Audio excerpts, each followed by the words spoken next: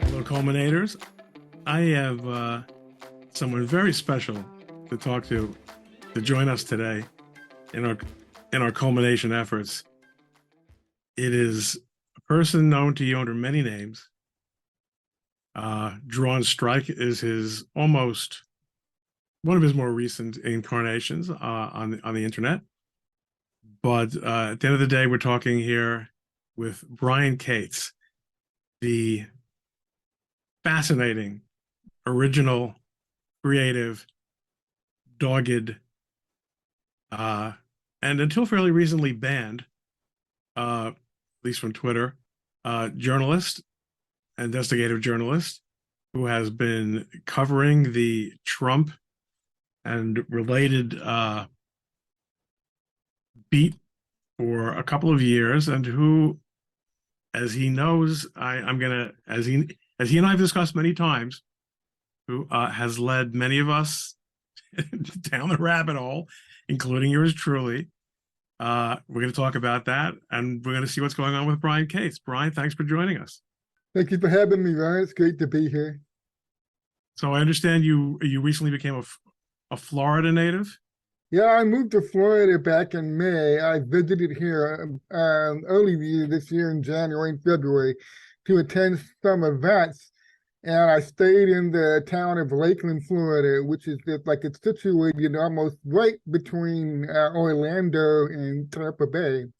And so I stayed here for 2 months and fell in love with the place. So I ended up moving back here in May of this year. I bought a house, and this is my new studio in the house I just bought.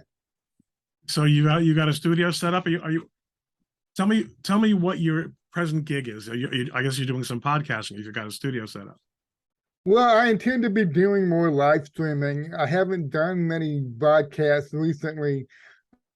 Getting on a regular schedule with Badlands Media, which was started by John Harold and Patrick Gunnell. And I'm going to be doing some regular streaming on that service. So I went ahead and set up a studio.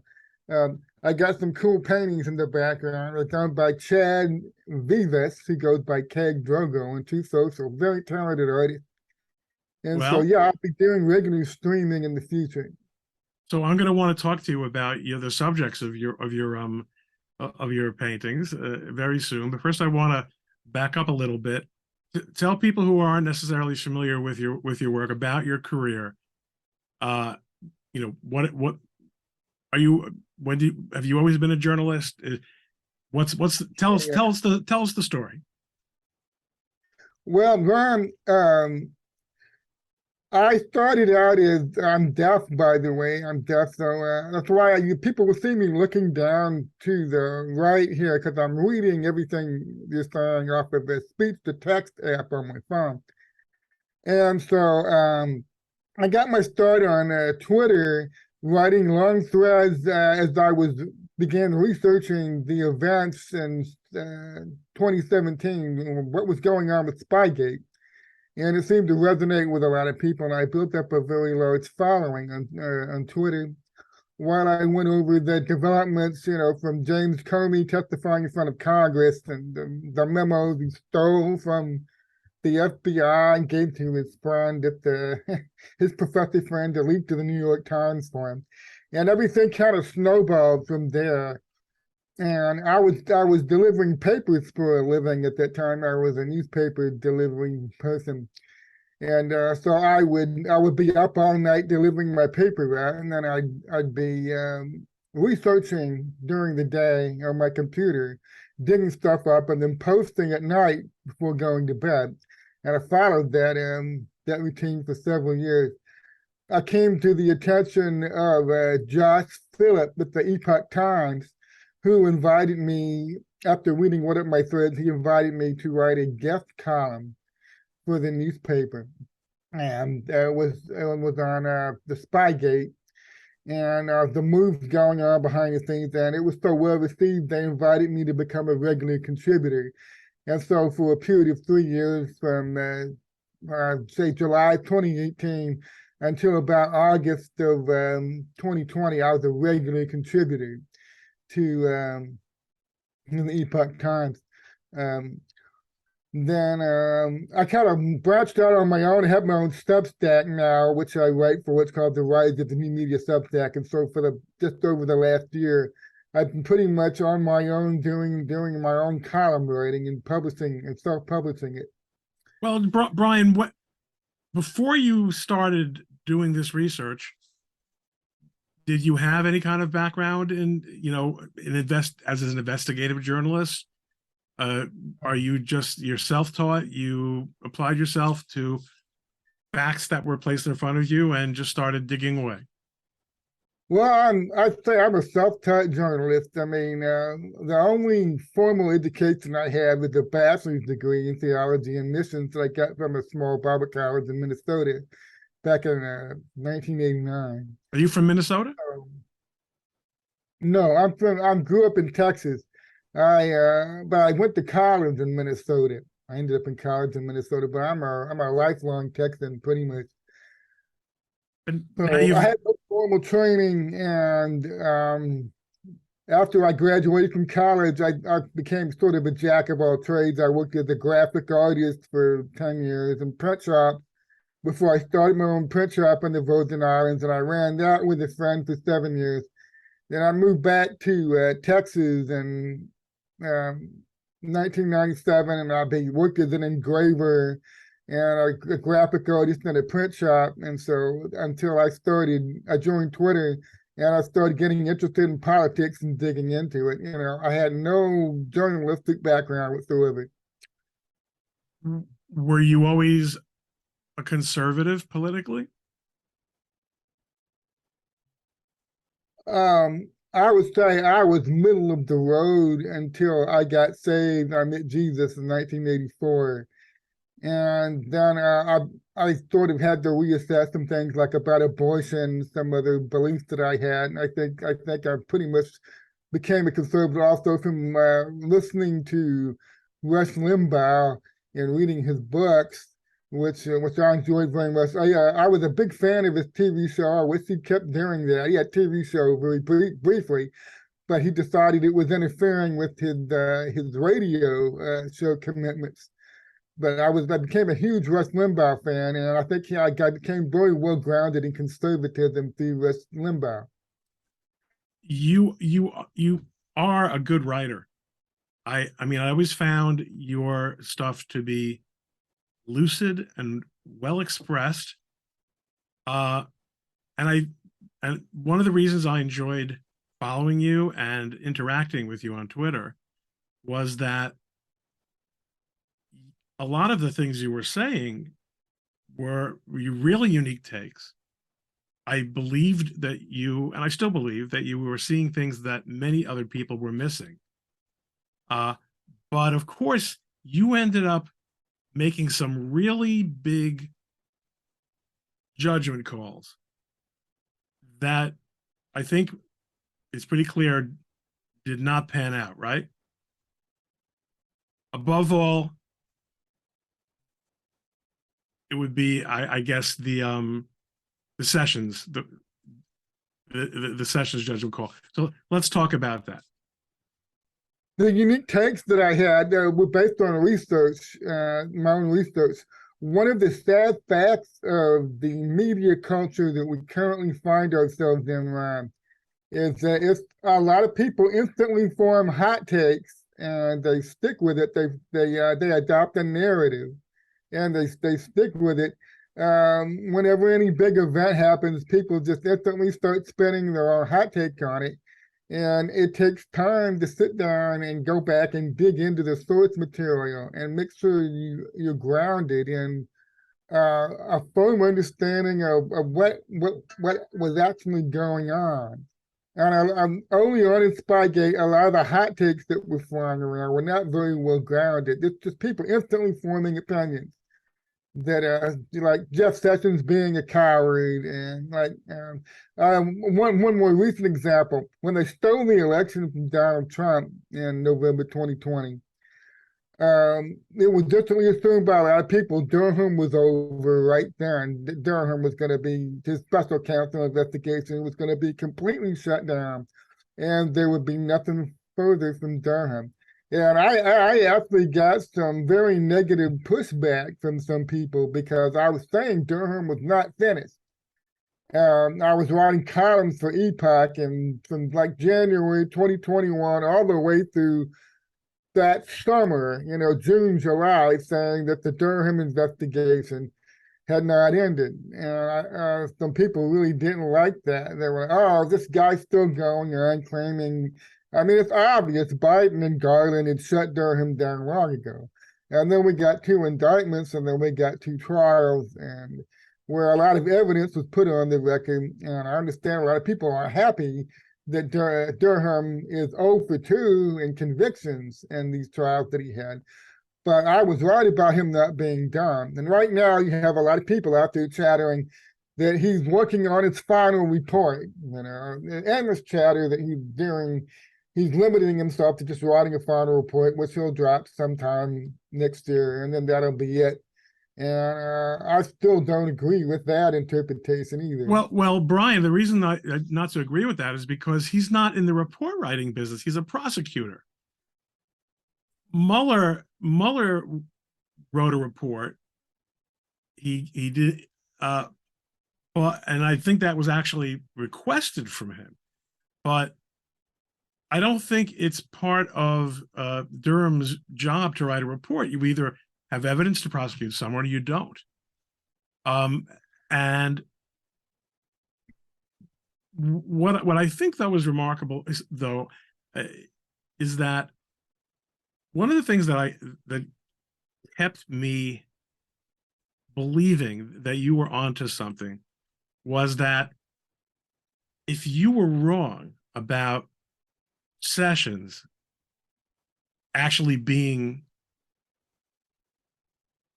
with the program and really, being in the driver's seat and being much more proactive and all the famous assertions that you made, and I do apologize to culminators who are not really up to speed on this early, on the fun stuff that Brian and I are talking about, and maybe I'll do a little introduction before we post this. But okay. Of course, a lot of the stuff you did is gone because they nuked your account. But if you were wrong about Sessions, I always argued if Brian's wrong about Sessions, then a lot of us are wrong about Trump. Because how could Trump let this play out? If Trump is letting this play out the way the standard narrative says he is, then not only is he not a master of 4D chess, he might actually be a fool. Well, I think things are more complicated than that. I think it turns out that I don't think he's a fool. But I think a lot of the things that we thought were 4D chess were not 4D chess at all. Well, one thing we learned about real life is amazingly complex. And what a lot of media tried to do is it tried to take everything and reduce it into soundbite chunks and just make it easy to digest and make it simplistic. And Spygate is not simplistic. he dug into it and researched it to the level that I have, and people like Tracy Baines and all the other people that were there from the early days. Spygate is an amazingly complex scandal, and I believe it's far from over. I would like to think so. One thing people need to remember is what Durham was actually tasked to do. He wasn't just tasked to, he was tasked to find out how did one campaign in the 2016 presidential election manage to successfully send dirty tricksters to the federal agency to get the other rival campaign investigated via an official spy warrant, a FISA warrant, when it was all based on made up crap that came from the other campaign. How did that happen? Okay. And when you look at what he's done so far, he hasn't even come close to getting to the Pfizer abuse yet. All he's done is he's laid the groundwork showing who the actors were in creating the Steele dossier, in creating the Alpha Bank hoax. He's established who did what, the nuts and bolts of how these two main frauds, these hoaxes, were constructed, who brought them to the federal agencies. And he's established that. But as far as who at the federal agencies took this fake stuff that they knew would come straight from the Hillary Clinton campaign, and who took it and put it in a official spy warrant, and who signed off on it, represented to the court, I hereby swear everything in this warrant is true, and correct to the best of my knowledge. Okay, he hasn't even begun to touch on that yet. So, well, everything I know about John Durham tells me he's a very thorough guy. He's a very meticulous guy.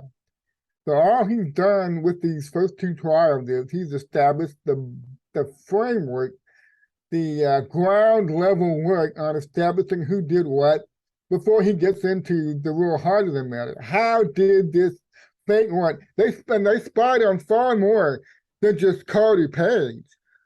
Based on this fake warrant, the fake stuff that was put in this warrant, we still don't know at this point how many people did they actually spy on that were involved in the Trump campaign, and then they did not stop with the spying. Once Trump entered, he won the election, and within the transition team, they continued spying on him. Then when he took the oath of office on January 2017, they continued renewing that warrant. They renewed it 3 more times. And so they continued right on through September of 2017, in Trump's first year in office. They were spying on a sitting president based on made-up crap that came straight from the Hillary Clinton campaign. So that's a massive crime. It's a massive national security breach. And so Durham hasn't even begun to scratch the surface of it, which is one reason why I don't think he's finished. I mean, I guess I have a problem, not with you, but I share a problem with you, which is that my ability to suspend disbelief seems to be limited. I keep thinking that the FBI can't possibly be, and the Justice Department can't possibly be, and the federal courts can't possibly be as corrupt as they seem to be. But I think perhaps the mistake we've made is that we're learning over and over again that they may very well be that and worse. It's hard. I mean, early on in the Spygate days, Andrew McCarthy was a very well-grounded, respected federal prosecutor for many years. Before he started writing his National Review column and became a commentator on Fox News. And early on, he was saying, "Oh, this can't be true. They can't have done this. There are so many safeguards that are in place. This what these conspiracy theorists are saying on about this fake stuff being put in a spy warrant to spy on a presidential campaign. They need a massive amount of evidence to have that happen. They must have had something. What you're describing is impossible. There's so many safeguards in place that couldn't happen." And then like a year later, by the end of 2018, so much evidence has surfaced. Andrew was literally forced to come out and issue a mea culpa, how, especially when the 302 form shenanigans came out, and it came out that Lisa Page, who wasn't even present at the interview, was helping to edit the official 302 form, something that hardly anybody remembers, but I don't forget anything. Okay, and Andrew McCarthy is supposed to go out and say, I'm shocked to discover this, that none of the proper procedures were followed. And he was stunned. You could tell he was stunned. And then he wrote a book called Ball of Collusion, where he goes into, and what I found so funny about that book is just a year earlier, he'd been saying this kind of thing was impossible. That was not the FBI that he knew. That was not the Department of Justice that he knew, and it was shocking and very eye-opening to him. So this is interesting because what I said a couple minutes ago was I, and perhaps you, made a mistake of thinking this can't be happening. And therefore I'm gonna go with Brian's hot takes that this or even not so hot takes because you were thorough, but you were connecting dots. And the dots said to you, it can't be happening the way it looks like it's happening because that would be crazy. And on the other hand, people like McCarthy who look at someone like you if they would even deign to acknowledge your existence. He certainly has never deigned to acknowledge mine. As a conspiracy theorist, okay, he's completely bought into the regularity and trustworthiness and Sure. and in fact he's coming out the same way also, which is that I really, but from a completely different angle. In other words, I got burned because I thought your dot connection made perfect sense. He got burned because he thought the dot connection by guys like you couldn't possibly be the case. You were actually far more right, except about Sessions, but about what was really going on and about how bad things really were. Then people, I think, still appreciate. I mean, if you go back to 2017, Andrew McCarthy had been inside that federal system. He prosecuted several high-profile terrorism cases. He had an intimate understanding of the federal system. He could not see how this could be possible. You know, the FBI and the DOJ that he had experience with, what you're describing to me, I don't see how this could take place.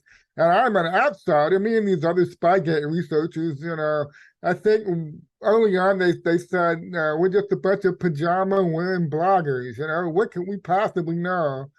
And so I don't blame people at all for early on saying I'm skeptical of this. I'm skeptical this is even possible.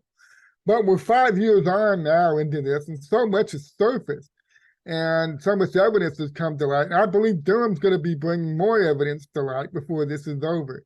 And the amount of corruption is just staggering. It's staggering. That I think it's impossible not to agree with, unless you're a complete Kool-Aid drinking New York Times reader. If you every person who is honestly interested in the truth here has to acknowledge that the system ran off the rails. Well, it's just difficult to say that because we grow up trusting these institutions. We trust they're going to do the right thing. And so one of the even though I knew how bad some things were inside the FBI and the DOJ due to my previous 5 years of studying Spygate and how they spied on a president based on what they knew was fake crap from Hillary Clinton. And they did all these things to try to, they ran fake impeachments at him. They tried to get Trump out of office as fast as they could. And then they stole an election from him. And then the FBI, DOJ said, hey, nothing to see here. Okay. I'm fully cognizant of how corrupt these institutions are. I was still shocked because I recently got involved with True the Vote and the Connick angle, how Connick has been compromising U.S. election systems down to the county level. And I've been studying this. And True the Vote's Catherine Engelbrecht and Greg Phillips actually had brought evidence, helped bring evidence, I should say. They helped bring evidence to the FBI of a massive national security breach. And the FBI, it looks like the FBI pretended to run an investigation for 18 months with them and then dropped it and then started talking about investigating Catherine and Greg for bringing this to them. And so that shocked, I mean, I was already pretty jaded, but that shocked me. Somebody could bring this kind of evidence to the FBI, and then they end up becoming targets.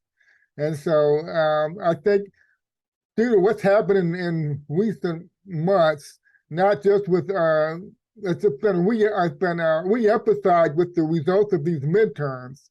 The people who didn't even campaign, who didn't even debate, they went handily, they went easily. After a week of counting the votes, they went easily, and there's just so much corruption out there, and people look at these institutions and they go, why is nothing being done about this? It's blatant, in your face fraud, and it doesn't look like anything's being done. So you can't blame people for feeling that way. So that's right. And you also have this situation where you're accused of being a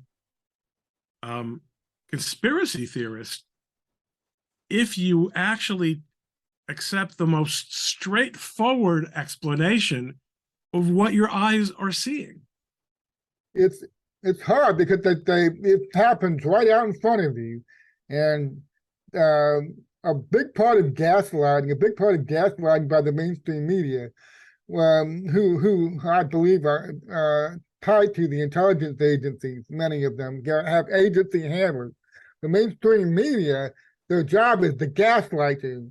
Okay, you did not really see what you thought you just saw. Let us explain to you what really happened. And so this is organized, it's highly organized, and they spend a lot of money and resources on it. It's basically gaslighting the people of this nation to convince them all that what they're seeing right out there in the open is not really, they got it wrong. They're just being conspiracy theorists. Speaking of conspiracy theorists, let's talk about Q. Okay. When did you first bump into the world of Q? I believe that would have been towards the end of 2017 when Q began posting. I had a couple 100,000 followers on Twitter at that time, and I love engaging with people that follow me. That's how you and I first met, and we became pretty good friends on Twitter. And I engage with a lot of people on Twitter, and very great, fantastic people. And some of them have become Q followers, and they were constantly sharing with me, "Oh, Brian, let me tell you what the latest Q drop was." And all I knew too was, well, that's some anonymous message board, isn't it? Where there's some people who are reported to be military intelligence team or something. I mean, nobody knows. They're dropping these tea leaf breadcrumbs so people can kind of try to figure it out for themselves like a puzzle. And so I'm a I was writing for the Epoch Times shortly after that, and I was like, well, great. But if people think this is real, fine. But I can't use that. I have to have a verified source. I have to have multiple sources before I include. Like, if I went to my editors and said, I want to make this claim in a column about Spygate, and the source is this anonymous message board on 8chan, and it's this guy, these anonymous people called Q, the Q team, that claim that they're pulling off a military intelligence operation behind the scenes. And I want to use this as a source. They have told me that I would not be allowed to do that because they cannot verify any of this. So I deliberately kept Q at arm's length. I never said I rejected it. I never said it's fake. But what I said was I can't use this. So I didn't even look into it. I just pretty much, every time the issue came up, and I was asked a lot if I believed in Q, like if you have to become a member of the Q religion or whatever. Do you believe in Q? And I always was able to successfully navigate the maze, so to speak, and try to stay neutral on that. Right. I mean, there's a problem when you're asked to believe in or believe someone because of who they are, unless it's God, right? Unless it's revealed truth of God. But in this world, I shouldn't have to believe in Q or trust Q. I should be able to have, I'm open to anyone proving facts to me, even if it's Q, but not just based on a a claim of access to, secret information. Well, a lot of this stuff is open source. What they're asking people to look into, they're asking questions about uh, what the Q people do is they try to use the Socratic method. They ask questions, and you're supposed to do your own digging and look into it. So, but only other people I think they tend to get too enthusiastic about it, and they start trying to treat it like a cult. Do you believe in Q? You know, and that always struck me the wrong way. So I publicly kept it at arm's length for about from 2017 all the way until about February of this year. I never looked into it. I never bothered with it. I always said I can't use it as a source. And so I was neutral on the question if it was real or not. Are you aware of any actual useful information that ever came out of the world of Q? That people couldn't find from themselves elsewhere? No. Do you think Q was an opposition, or a false flag operation, or I mean, what do you think it was about? Well, some people teach that it's being run by the bad guys inside the civilian intelligence agencies. It's being used as a means to gin up a domestic terrorist threat. You know, they want to, ever since January 6th happened, they've been trying to convince the rest of the American public that Donald Trump followers, and especially the QAnon people, are a valid domestic terrorist threat. And so they need to, the security state, the FBI needs to infiltrate these groups, and find out what they're really doing in there. And this led the J6 prisoners, many of whom are still languishing in jail without any charges. And this damn thing happened almost 2 full years ago. It's just incredibly sad. But it looks like they're trying to drive a narrative that QAnon. I don't believe Q and QAnon are the same thing, but they think QAnon needs to be presented to people as a valid domestic terrorist threat, and that's why it's okay for the FBI to create like the Whitmer kidnapping plot in Michigan, where there's like 15 people involved in it, and 7 or 8 of them are either FBI agents or FBI informants. And then it turns out there's evidence emerging that most of the people engaged in most of the violence and the property destruction on January 6th were in fact undercover FBI. There's even some evidence I've seen that some of these black-clad goons wearing the tactical gear were actually from Ukraine. And so all this stuff is emerging. It was not Trump people or even Q supporters who were doing all this. But you're right, they are trying to act like there's a genuine domestic terror threat related to Q and a lot of the Trump base, and they're trying they're cracking down on it. They're saying we have to crack down on this to get this under control. And so they're trying to cast ordinary Americans as if they're a domestic terror threat. One other comment I want to make real quick. The FBI used this entrapment model against Muslims. They would find disaffected Muslims from 2000 and on. They would find young Muslim men who were not fitting into society, and they would send FBI agents and informants at them. And they would give them, I could get you a bomb. Would you like a bomb? And they would entrap them. And they were doing this for years. And it looks to me like they just took that same model, and starting around 2020, they decided they were going to begin using it on the Trump base. And because Q is kind of cultish in its behavior, it was easy for them to try to turn this into try to turn Q into a domestic terror threat. And it looks like that's exactly what they're doing. Well, I actually think they've backed off from that because I think it didn't sell. I think they also, I mean, at the end of the day, that they didn't win the elections, or they didn't resist the Republican challenges in the elections. on messaging. They didn't win with messaging. They didn't win with even with successfully demonizing people. They won with controlling how votes are collected and counted. Uh, that's a topic for a different day. But I don't believe that the incredibly cynical attempts that they made to consider anyone who questioned the official narrative a domestic terrorist, or people who went to school board meetings. I don't think that Oh, sold. sure. I remember Garland all tongue-tied when and they tried to pretend that none of this happened.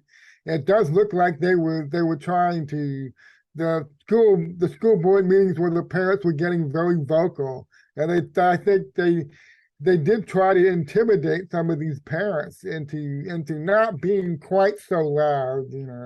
Yeah. And they had when we find out the crap that these school boards were actually pushing, it can I certainly understand why a lot of parents were getting upset. Brian, do you know Thomas Wichter? I don't know him personally. You've spoken I to was him though, like a right? Twitter friend.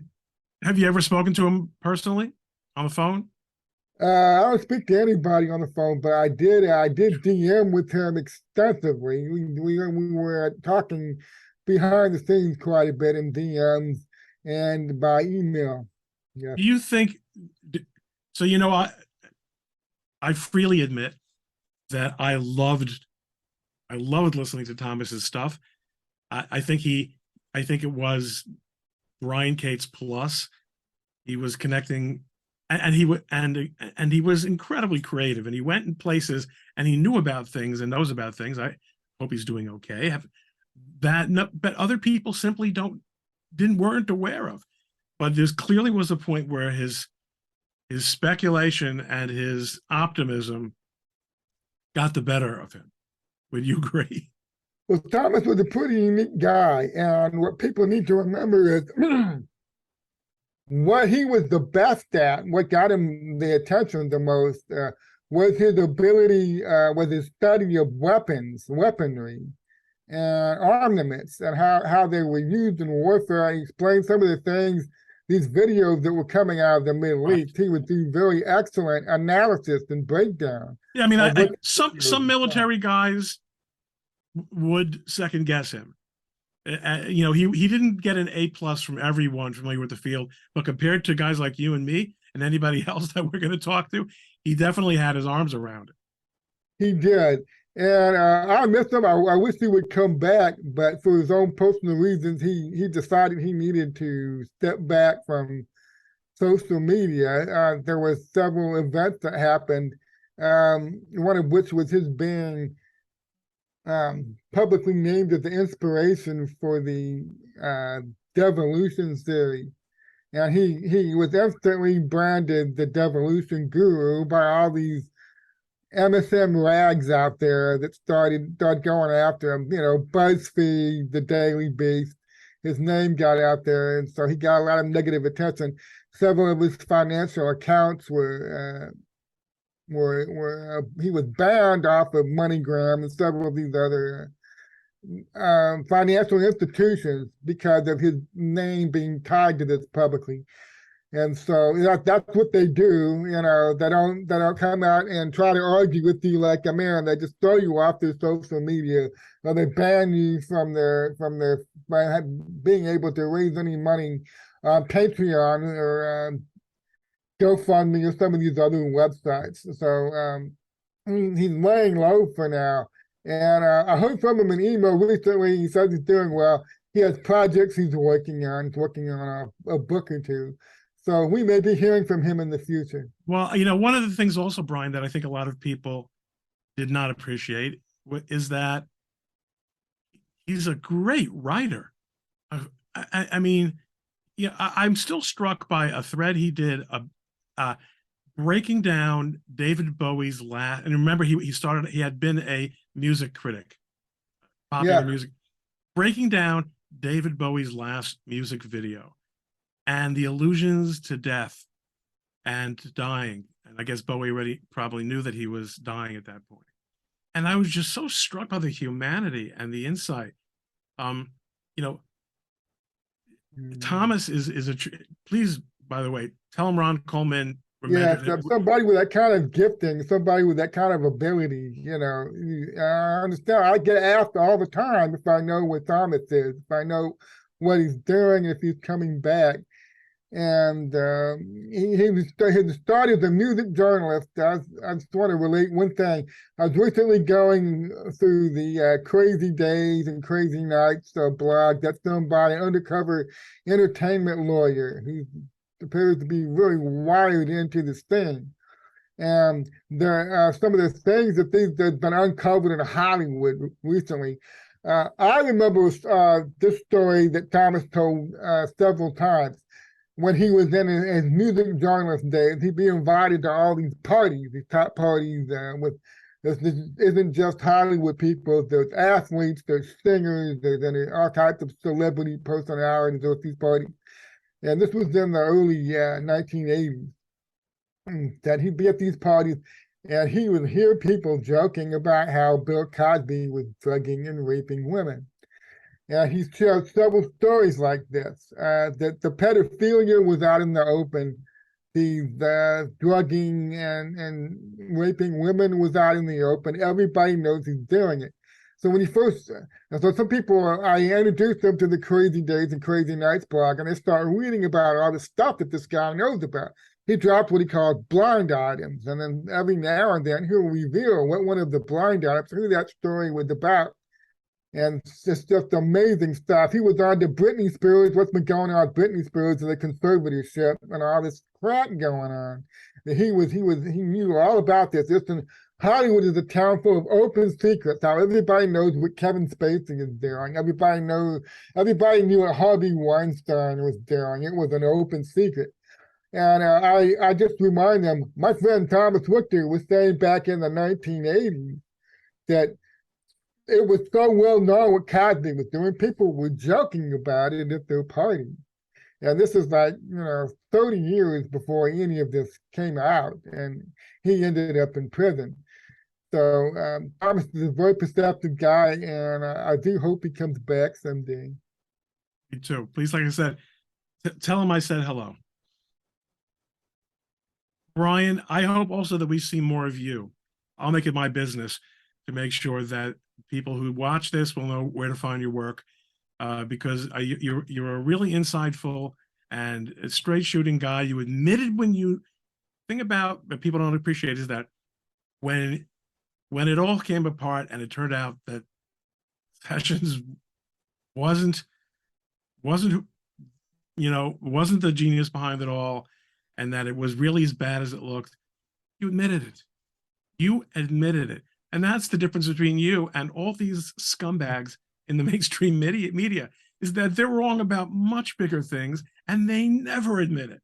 And yet you're the guy who's, the outsider. You're the guy who's, called a conspiracy theorist. And so the one big advantage I will always have over the mainstream media sellouts is that long ago, they stopped being journalists. They started being narrative tellers. Their job is not to find the truth. It's not to communicate to people the news so they can make up their own mind. Their job is to hype. They are paid to hype a narrative. The people who are behind them, who are paying them, are literally paying them to be propagandists. So a propagandist will never come out and tell you, oh, sorry, I got that wrong. They're not going to do that. They're not paid to do that. The billionaires, people who are behind the scenes that are funding many of these media outlets, they're paying these people for narrative control. That's what their job is now. The job is to control the national public square, to control the national conversation. That's why I will always have an advantage over them. Yes, you will. I hope that you'll continue doing what you're doing. I wish you continued growth and opportunity. Thank you very much for spending a little time with me today. And let's stay in touch. Thank you, Ryan. I will.